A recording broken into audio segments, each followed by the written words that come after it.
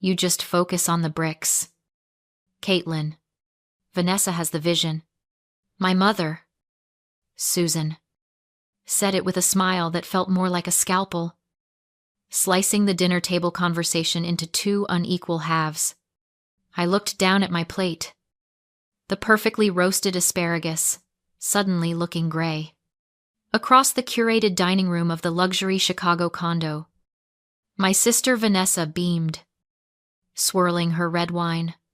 She was the artist, the dreamer, the consultant who sold lifestyles she couldn't afford. I was the architect, the one who dealt with load-bearing walls and permits, the one who was boring, but also the one who had quietly wired $4,800 into my father's account on the first of every month for 4 years. Then maybe Vanessa's vision can pay your $4,800 rent this month, I said. The words didn't come out loud. They just slid into the silence like a steel beam locking into place. My father? Gary stopped chewing. His fork hovered halfway to his mouth. Rent, he asked, a genuine confusion clouding his face. We own this place. Caitlin. I looked at him, then at my mother, whose face had gone the color of ash. No. Dad, you don't. And as of tonight, neither do I. I stood up, my chair scraping against the expensive hardwood floor, a floor I had paid to polish. The air in the room felt thin, brittle. I didn't wait for the explosion. I just walked out. Stop scrolling for a second. Drop a comment and tell me, have you ever been the one paying the bills while someone else gets all the credit? I want to know I'm not the only one. Hello? I'm Caitlin. I didn't wait for the elevator. I took the stairs, my heels clicking a sharp, staccato rhythm against the concrete, echoing like gunshots in the empty stairwell. By the time I pushed open the heavy lobby doors and stepped out onto the street, the Chicago wind hit me. It was a physical thing, a wall of ice coming off Lake Michigan that stripped the breath right out of my lungs. Good. I needed the cold. I needed to freeze the part of me that wanted to turn back, apologize, and fix it like I always did. But I wasn't fixing anything tonight. I stood on the corner of Michigan Avenue, the city lights blurring into streaks of gold and steel around me. People rushed past, heads down against the wind. But I felt strangely still. For 29 years, I had been the fix, the safety net, the structural column that took all the weight so Vanessa could dance on the ceiling. But columns have a breaking point. And tonight, under the glare of a street lamp, I had finally snapped. I reached into my pocket and pulled out my phone. My hands weren't shaking. That surprised me. I expected tremors, tears, the messy biological reaction to blowing up your own family. Instead, my fingers moved with the precision of a surgeon. Face ID unlocked the screen. I tapped the banking app icon. The blue logo pulsed for a second before revealing my balance. It was healthy, stable, exactly like me. I scrolled down to the recurring transfers list. There it was. Mom and Dad, condo, $4,800. Scheduled for the first of every month. I stared at the number. $4,800. That wasn't just rent. That was my freedom. That was the capital for my own firm. That was the cost of their love. A subscription fee I had been paying since I was 25. I tapped the edit button. The app asked if I wanted to modify the amount. I didn't want to modify it. I wanted to eradicate it. I hit delete. A confirmation box popped up, asking if I was sure. I had never been more sure of anything in my life. I tapped yes. The line item vanished. Just like that. The financial beam holding up their lifestyle was gone. But I wasn't done. I opened my email app. I found the contact for the property management firm. Because that was the thing my parents never seemed to understand about leases. They require a legal signatory. And that signature was mine. I drafted a new email. Subject: notice of lease termination for Unit 40B. I wrote the words clearly, without emotion. I, Caitlin, the sole leaseholder, am giving the required 60-day notice to vacate. I typed out the date. 60 days. That was 8 weeks. 8 weeks for Vanessa to find a vision that paid the bills. 8 weeks for my parents to realize that a luxury condo doesn't pay for itself. I hit send. The phone felt lighter in my hand. I looked up at the high-rise I had just walked out of. Somewhere on the 40th floor. They were probably still drinking wine, complaining about my attitude, assuring themselves that I would calm down and come back. They had no idea that the demolition charges had already been set. The countdown had started. I turned my collar up against the wind and started walking. I wasn't going home to cry. I was going home to sleep. For the first time in 4 years, I wasn't carrying them anymore. The key to my apartment didn't jingle. It slid into the lock with a heavy climb. Solitary click. I pushed the door open and stepped into my 700-square-foot studio. It was a converted loft in a grittier part of town. The kind of place my mother called industrial chic when she wanted to be polite. And a dungeon when she'd had 2 glasses of Chardonnay. My bed was tucked behind a bookshelf. My dining room was a counter with 2 stools. It was small. It was quiet. And it cost 1/3 of what I paid for the view I had just walked away from. I sat on one of the stools and opened my laptop. The screen glowed in the dark room, illuminating the spreadsheet I had hidden in a folder named Tax Documents. I opened it. It wasn't taxes. It was a ledger, line by line. I scrolled through the history of my own erasure. It started 4 years ago. My parents had sold the big house in the suburbs to downsize to the city. They wanted the lifestyle, the art galleries, the river walks, the proximity to Vanessa's studio. But 3 months in, my father, Gary, had pulled me aside. A temporary cash flow issue, he'd called it. Liquidity problems with the sale. Could I cover the rent just for a month or 2? I remembered the look in his eyes. Panic. Vulnerability. I wrote the check. 1 month turned into 6. 6 turned into 12. The liquidity problem became a permanent state of affairs.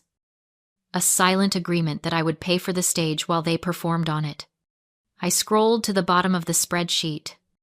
The autosum cell stared back at me in bold. Black font. $230,000.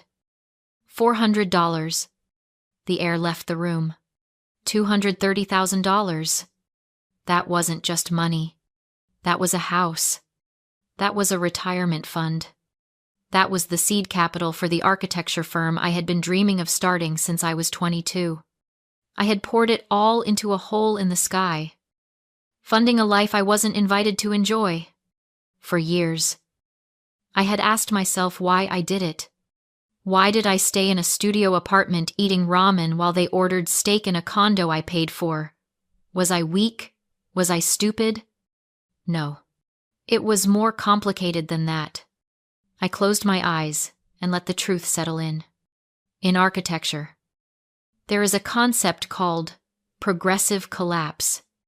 It happens when a primary structural element fails, and the weight shifts to members that can't support it, bringing the whole building down. I had convinced myself that I was that primary element. I believed that my family was a fragile structure, and I was the only load-bearing wall. If I moved, if I stepped away, everything they were, their status, their happiness, their very identity would turn to rubble.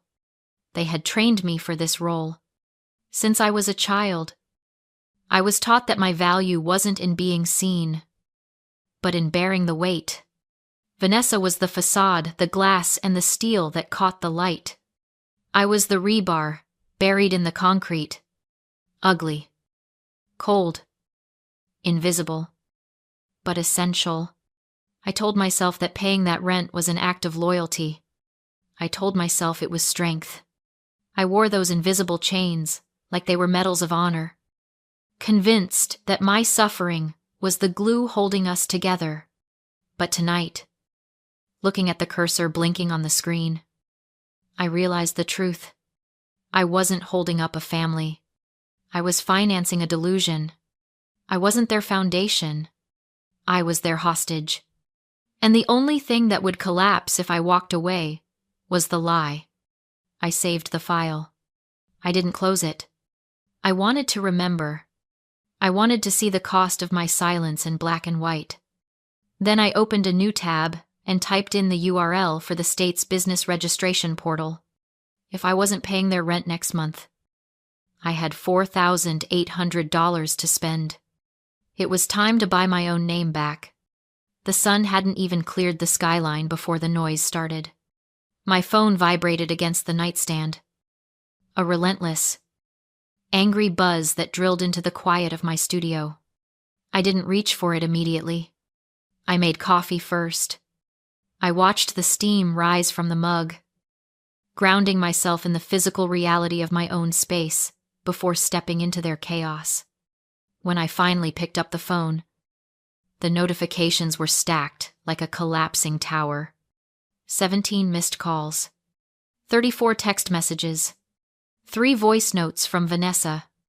I pressed play on the first one. Vanessa's voice was high, tight, echoing slightly as if she was pacing in a bathroom. "You are so toxic.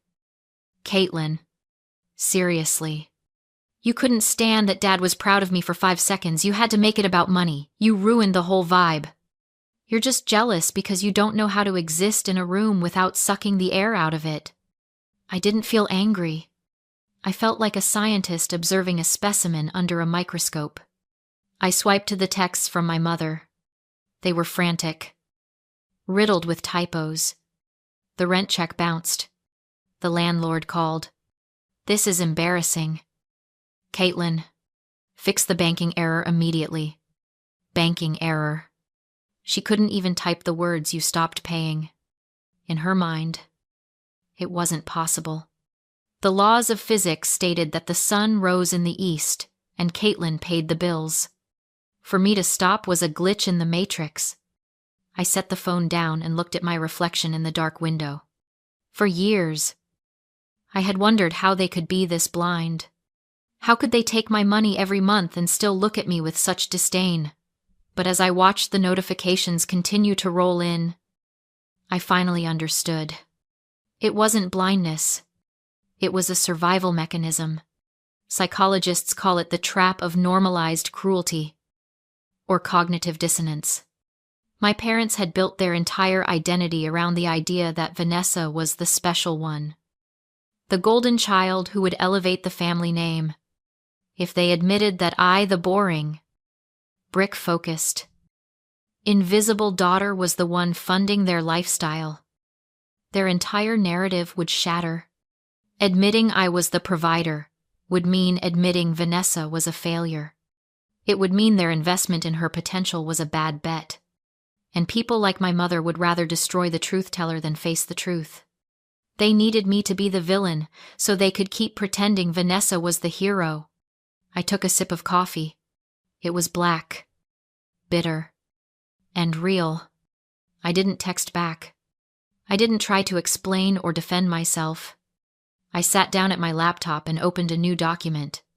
I wasn't a daughter right now. I was a landlord dealing with delinquent tenants. I typed the header, "Notice to quit. Pursuant to the terms of the lease agreement dated August 1st, 2019. Notice is hereby given that your tenancy is terminated." I cited the clause regarding the leaseholder's right to non-renewal. I didn't mention feelings. I didn't mention the insults at dinner. I referenced Illinois state property codes and notification timelines. I redlined them out of my life with the same dispassionate precision I used to correct a floor plan. I printed the document. Then I pulled a fresh envelope from my drawer. I addressed it to my father, Gary, knowing that when he saw my handwriting, he would expect a check. He would expect an apology. He would expect the beam to go back under the load. Instead, he was getting an eviction. I sealed the envelope and mailed it, knowing the impact was coming. 3 days later, my father walked into my office, clutching a manila envelope like a shield. He tossed it onto my desk, insisting the condo deed they found proved everything was a mistake. I opened it. One glance was enough. "Dad, this isn't a deed. It's a JPEG," I said. The county stamp was pixelated. He looked genuinely confused. Years of letting my mother handle details had left him unable to tell real from fake. I turned my monitor toward him. "Here's the truth. The $500. 000 from the house sale didn't buy the condo. It was wired to V-Style LLC, Vanessa's failed fashion line." His face collapsed as he realized his entire retirement had been burned on his favorite daughter's vanity project. And I had been secretly paying their rent for 4 years so he wouldn't learn he was broke. 60 days later, I stood in the condo for the final inspection. Vanessa sobbed excuses. My mother begged. My father stared out the window. Shattered.